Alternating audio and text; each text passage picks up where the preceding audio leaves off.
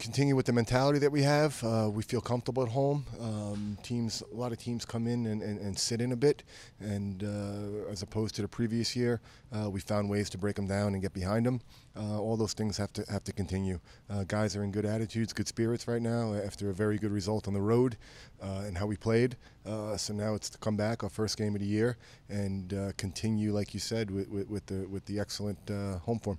And how do you go about preparing for a team that you don't have a huge sample size to kind of study, look at?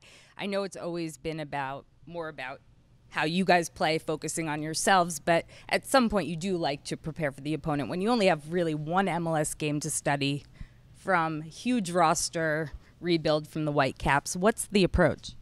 Well, I mean, we did get a look at them in preseason, 2 games in preseason in Hawaii. And obviously we really broke down their game against Minnesota last weekend. They do have a lot of new guys, which maybe this is a good opportunity for us. This is a strange league for players from the outside to come in and get used to right away. But they're a talented team. They have an excellent coach. And I'm sure after last weekend's loss at home, they're going to want to look to rebound strongly. But again, it comes down to us and us setting the tone at home and us trying to make the game look the way we want it to look. Based on last game, what are some of the things that you guys have been focusing on this week of training? Well, I mean, the mentality defensive-wise, I mean, to go on a road in Houston, a team that's played 2 meaningful games before that, and for us to allow just 1 shot on goal, that's something that we should hold our heads up for, especially our form on the road last year. But that cannot change. Perhaps the lines change. Perhaps the pressure changes at certain times because we're at home now. But the mentality and the tightness of the lines and the movement of the lines has to stay the same.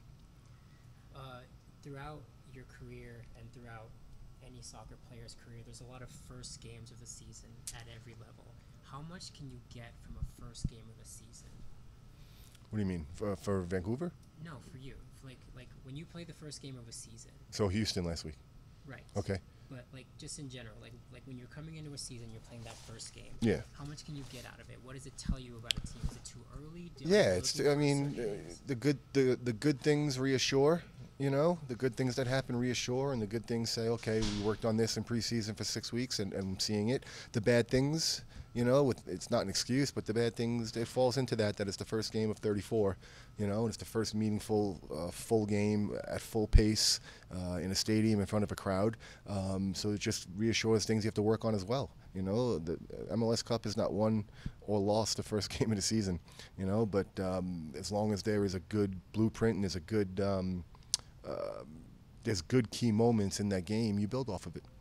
How concerning are the mistakes of a first game for you? Because you say how good things are encouraging. Is it the same on the flip side? Are they discouraging if you make mistakes in the first game? Always. The first game of preseason, the mistakes we made are discouraging. But again, it doesn't mean the end of the world. Doesn't mean the end of your season. Doesn't mean that things aren't going to improve. It just tells you have now 33 more games to improve those things.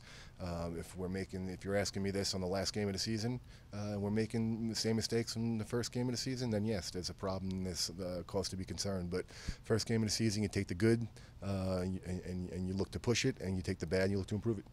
With a small sample size, is Vancouver significantly different than they were last year? Is the style, the new coach tried to keep some of the same type of styles? No, I know Mark very well. I have a lot of respect for him. I think he's a very good coach. He has his own style of play. I think last week, perhaps it could have been a little bit that it is such a new team and facing a team that a lot of them have never faced before. It could be they're still getting out their kinks as well, obviously, first game of the season. But the only thing I look of last weekend's game for them is where they're dangerous, and they are a dangerous team. I'm not looking at it saying they lost at home, so this is going to be an easy game. Far from it. This is going to be a very difficult game for us because I know Mark's mentality, and I know he's going to have these guys up for this game.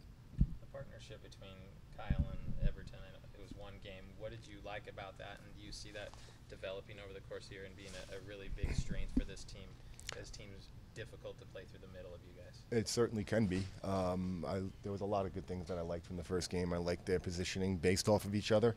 I liked the movement when we were building out, as far as if Kyle dropped, Everton was in a higher position. If Everton dropped, Kyle played off of him. At times it could have been very good for us in that last game, but we didn't find them enough. You know, they did the right things a lot of times to get open so that we could break lines, their Houston's front pressure into them, and we just didn't.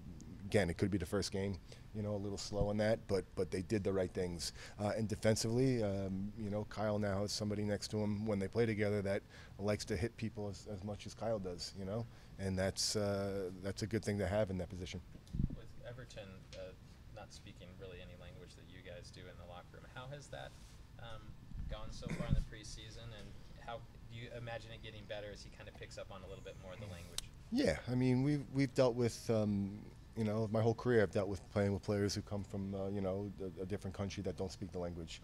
And in the beginning, you know, it's tough verbally, obviously it's tough. But, you know, once Everton continues to get up to speed with how we play and what's expected of him, you know, the talking is done with the ball and with the players' movement and everything.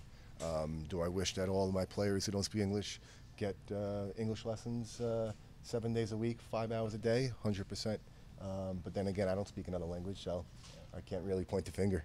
How much are you looking forward to walking back out that tunnel, home opener? It's been a couple months since you guys have played here at the Riot. Yeah, you know, this is where we're comfortable. This is where we want to be. We know the supporters will be behind us. It's always a very difficult environment for teams to come in and play here, which is very beneficial for us. And it's going to be an exciting night, as every game here is. But, you know, the opener of the season, that's something that we have to be focused on, and we have to make sure that we set the tone early, not just for the game, but for the season at home. Mike, is it fair to say that Corey Baird's going to play a lot more minutes on the flank as opposed to a striker this year? Nope, not fair to say at all. Could be, but it's not something that we sit back and we're saying we're going to get him a certain amount here, a certain amount there. Corey's a very good player who could be used in two separate spots, and depending on who we play is going to most likely dictate that. You know, but we also have more options this year, you know, as opposed to last year. So that could also allow me to rest players. That could also allow me to really look at the competition side of it. That players are really have to earn every second that they get this year. So Corey might play up front one game, might play wide the next game, and he might be on the bench the following game. But it allows us to have that versatility, which is good. With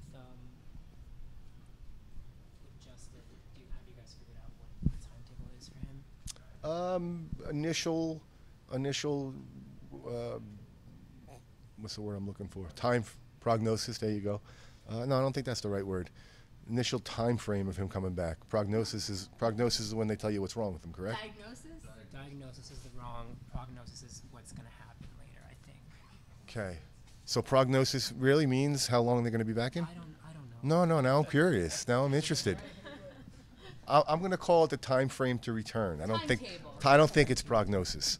It might be though. Anyway, initial time frame to return was roughly 4 to 6 weeks, but I think that could change either way very easily. You know, based off of pain tolerance, based off of what procedure they're going to do. But as of now, I'm not expecting Justin back for 4 to 5 weeks now. But hopefully that's less.